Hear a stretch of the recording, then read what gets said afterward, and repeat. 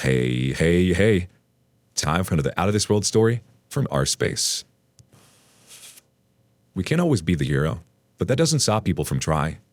Today on our space, people think money buys you happiness. You be the judge. Girlfriend cheated on me with college senior, so I cut off her college fee. She had to drop out. I never thought I would share something like this publicly, but here we are. I guess I'm just trying to process and get over what happened and move on as soon as possible because this thing shattered me mentally and physically. I work in a healthcare center as a registered dietitian. That's where I met Jules, my girlfriend, of 3 years. She worked there as a receptionist. I got instantly attracted to her because of her humble and polite behavior. Not only that, she was way smart to be a receptionist. Humbleness and politeness was a trait required for a receptionist, but her ability to take up multiple tasks was amazing. She soon started taking care of the accounts and other office work at the healthcare center. I asked her over dinner during one of the hectic days, and that's how it started. Knowing her, I got to know Jules was a very bright student and brilliant academically, but due to her family issues, she couldn't complete her education. Her father was an addict, and her mother was hardly present. Jules had to take care of her sibling and household chores while her mother slogged 2 jobs to feed 4 children. Jules couldn't pursue college because she had to take up jobs to support her family. I felt so bad and wanted to help her because she deserved to become what she always thought as a child, and so I decided to fund her college and help her with the college expenses. She denied taking any help from me and said that she would save and have it on her own. She had been working for 5 years, and looking at her savings rate, it wasn't a realistic plan at all. This was not her fault at all because she had to send a substantial amount of her salary to her house. After a lot of analyzing and discussing, she agreed. Last autumn, she started college, and she moved to the college dorm, which was in the adjacent city. We have met only twice after her college during her holidays, and she was happy to get back to studies after so many years. During her last semester break, she visited me. This time she told me about her worries, that she was not able to fit in college society, and was left out because she didn't have as many resources as other girls. I asked her not to worry about things like that and to focus on her academics. She immediately got annoyed at me for not understanding how embarrassing it is sometimes when all her friends head out for the night, but she couldn't because she cannot afford it. She said it was not just about one odd night, but a regular thing. Her friends and classmates wore the latest fashion while she felt outdated. Ever since she started college, she became very body conscious and tried hard to fit in with the so-called college society norms. I assured her that I was able to understand her feelings, but advised her that instead of feeling it in this way, she should be grateful that she was in college and now would be able to earn better jobs. Her situation makes sense, as she never had those lifestyles or stuff as a kid and was completely abandoned, so it was her complete right to live in her life. But I find her behavior rather immature. She should have understood that her situation was not like others who were parents funded. To cheer her up, I took her out to one of the most happening cafes in the town. She also saw a few of her college mates and asked me to go to somewhere else. I asked her what's wrong if they see us together, but she held my hand tightly and told me that she was not wearing a proper dress and that she didn't want any of them to see her like that. I got really frustrated at her behavior, but didn't say a word that might hurt her and left the cafe. This was not just one incident. She's getting more into materialistic and superficial stuff. She has also been acting too rebellious and unpredictable these days. Day by day, her desires were getting out of my pocket, and it's not like I didn't have money, but her actions were rather immature. The money that I gave her for emergency funds, she started wasting it on useless things. Now, if I refuse her for anything, it leads her to have an extreme emotional breakdown and victim play of calling herself a poor and unlucky woman, which I hated the most about her personality. No matter how much I loved her, I would never disagree with the fact that it was a straight emotional manipulation, and even when I was doing everything for her, she didn't really appreciate it. She always played a victim card on me, which melted my heart and led me to do things that made me uncomfortable doing so. After the argument, there was still a few days left for her college to start, but she left, giving me the false excuse that she was in need of money and wanted to do a side hustle. I asked her not to waste her strength earning for stupid things, to make good use of her time, and to do her best academically. I also asked her not to lose focus on the important thing that she was always dreamed of. She again got annoyed at me for not understanding her point of view, so I asked her to do whatever she wanted. She blamed me for not letting her live the life. I had to remind her that I was funding money for her education and not to help her lifestyle. She started crying and told me that I was looking down on her for being poor and not privileged enough like me. I apologized and asked her to stay, but she didn't and left the same night. I'm a very private, introverted person and stay off the addiction to social media. So was Jules. Earlier, she used to be so busy in her life with work and household chores that she didn't have time for mindless social media scrolling. But after getting into college, She has become addicted to following trends and being part of a fast-paced society, and being a social butterfly was one of them. The other day I got a call from Jules for media help that she needs money to participate in a science competition. I got really happy and asked her to tell me the amount, which I would send right away. She told me it was $500, and I stopped thinking for a minute. I have also participated in a science competition, but they never asked for such a huge amount for a science competition. I tasked her with telling me why she needed the amount of money and told her not to lie. She remained silent and hung up the call. I called her again and again, but she didn't respond, and my irritation was above the bar. Her attitude was unbearable, and instead of being grateful and appreciative, she was making me feel like I was not doing enough for her. Even though she was the person who was continuously lying and hiding things, she made me feel like I was the culprit. Her attitude is making me anxious. Earlier, we used to call and FaceTime each other regularly, but after that fight, she didn't call or text me for many days. I decided not to call or text her this time and wait for her to do so, and if she didn't, I would visit her at the college. After a week, I got a text from her saying that she was busy with her assignments and that she would call me at night. I stayed up late until late in the night, waiting for her to call, but she didn't. A few days later, I get a text from my school friend Jacob, who was in the same city as Jules' college. He said he was at a party last weekend and there were so many people from my girlfriend's university. He said he saw a woman at the party who looked like Jules, but it was too dark and she was drunk and with a guy, so he didn't approach her. That really sparked my curiosity, so I asked him if he had any pictures. It was indeed Jules, wearing a very inappropriately revealing dress, drooling over a guy, drunk. It would felt so disgusting to see her like that because she never touched alcohol. I zoomed in again and again to make sure it was her because, obviously, it was hard to believe that person you love turns out to be completely different. Look, I'm not a controlling type of person, but hiding something from your partner is actually considered a form of cheating. My stomach dropped when I witnessed such a thing. I never went to parties without her, or if I ever did, Jules knew and created a drama out of it. And now she was doing the complete opposite of what she asked me to do. The same night I got a call from her, and we finally had a conversation for hours. She told me about her college stuff, and that she had a full week off. The whole time I was talking to her, I was waiting for her to talk about the party, but she didn't. I couldn't hold myself and asked her about it. Man, she denied it outrightly and told me that she doesn't like having parties at all. I was just so shocked at her nonchalant lies. I feel done with her right now. Whoa, that's a lot to take in with someone you don't really know right away. I feel like that's a short amount of time to offer up something like that to someone. And the fact that she keeps asking you for money or is upset she can't go out with her friends is a red flag. I mean, as you said, when you're in school and you desperately want to go to school and someone you know is helping you financially, the least of your worries should be going out to parties. You should be focused on your studies and grateful for that. Update 1. So, I visited her college. I guess I was delusional about ignoring such things, so I finally decided to make a surprise visit to her college and see what's the matter with her.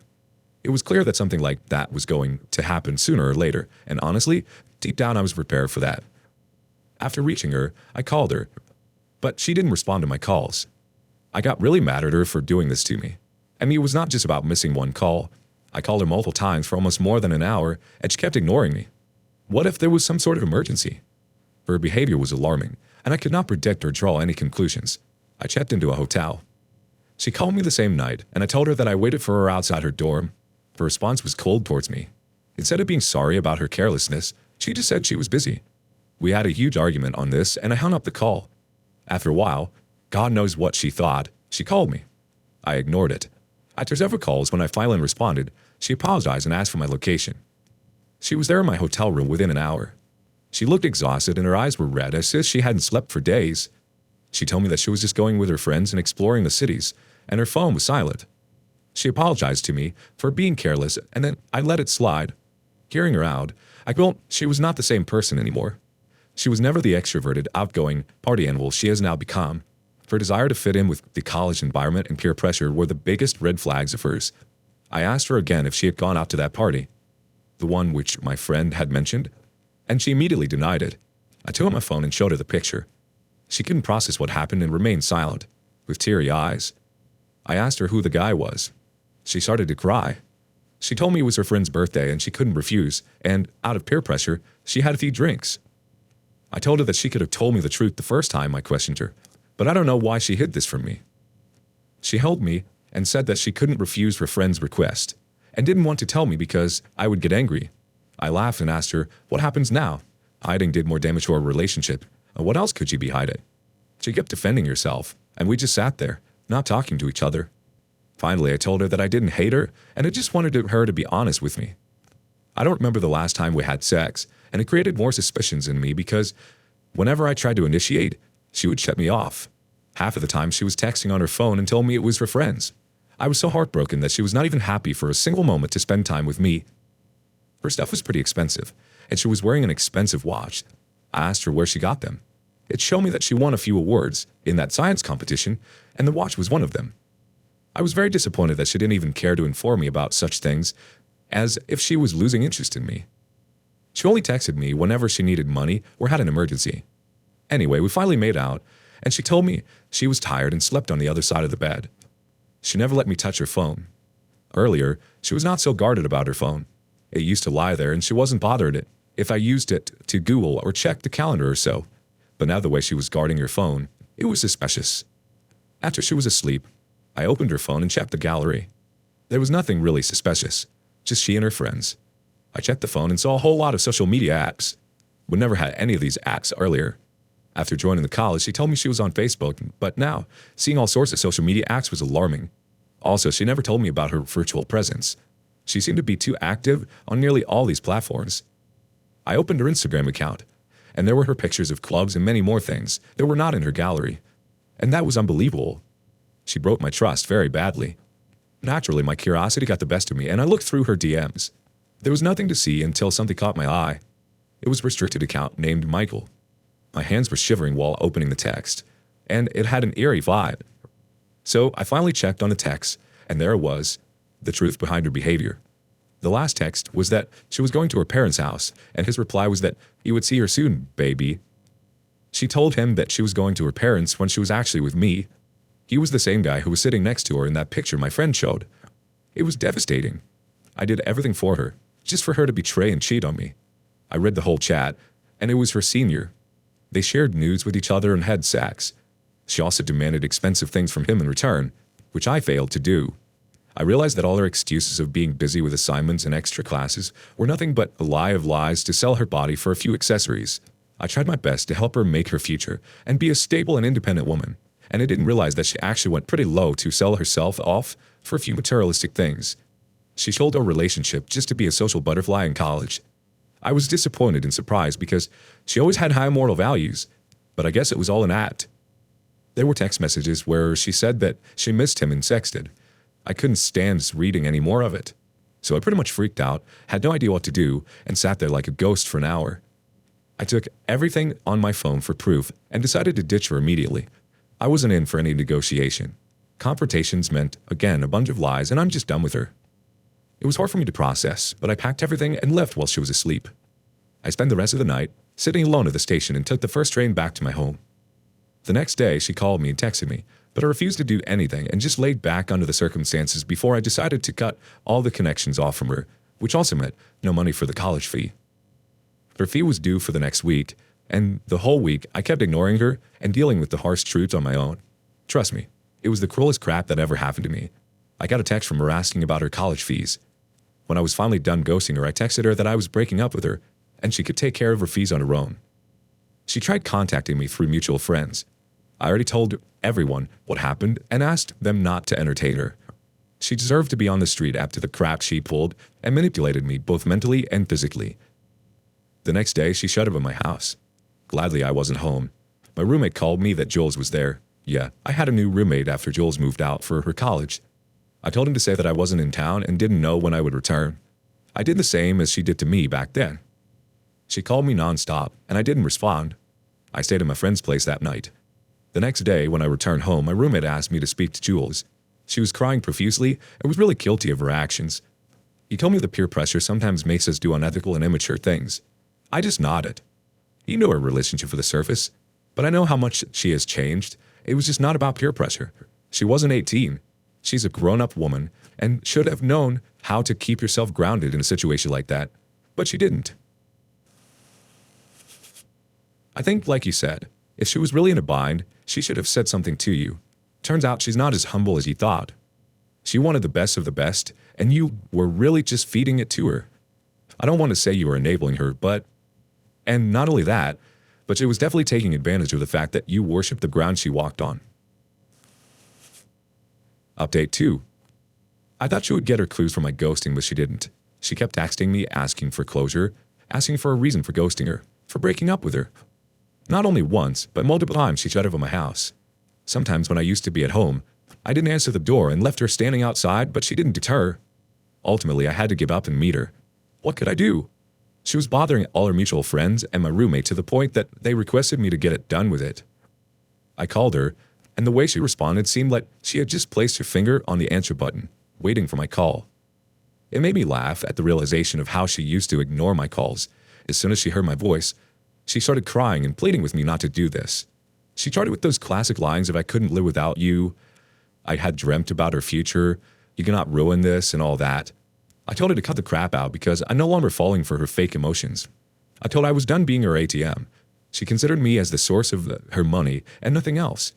She acted confused and asked me what I was saying. I told her that she could continue with Michael and that he was providing better amenities than I was. After hearing his name, she went silent. She said there was a misunderstanding and pleaded to meet me once. She said, "Let's sit and sort this out." It sounded hilarious to me. I was like, "Babe, I'm done sorting out with you. I'm out of your way. You can do whatever you want with your life and your body." She tried her last bet of manipulating me using her victim card. She said that, if you cut me off, I would never be able to graduate from college. I said, "Fine, by me. Not my problem anymore." I hung up the call. She called me a couple of times after that, but she stopped bothering my friends and roommate after that. It's been more than a month since then, and I'm no contact with her since I ghosted her, and I plan to remain so. I'm just moving on with my life, and I don't think about her anymore. It's unfortunate that she quit literally threw her future away. She really did have it all. Greed is a dream killer. Update 3. Thanks for all the support. I'm in a much better place mentally. I have moved on. I took a solo trip to the mountains last month, and it gave me a lot of mental peace. This is going to be a super mini update. Yesterday was my friend's engagement party. There, I got to catch up with other friends, some of them mutual to Jules. I got to know that Jules had dropped out of college, and she was back in the city working as a receptionist at some small office. It wasn't shocking because I knew that would happen. Looked like it was just all for fun with Michael. But when he was done, he moved on. He is a 20-year-old rich lad. What else do you expect him to do? Marry her and pay for her college fees? She got what she deserved. She bargained her future for temporary journaling and expensive items just to show off and come cool in front of her college peers. Spend your money on yourself, OP. Let that be a lesson. And not only that, but it's not always about money. Yes, we like to think we can fix people and be the hero, but sometimes we have to sit back and let life just happen for people. We can't always be the hero.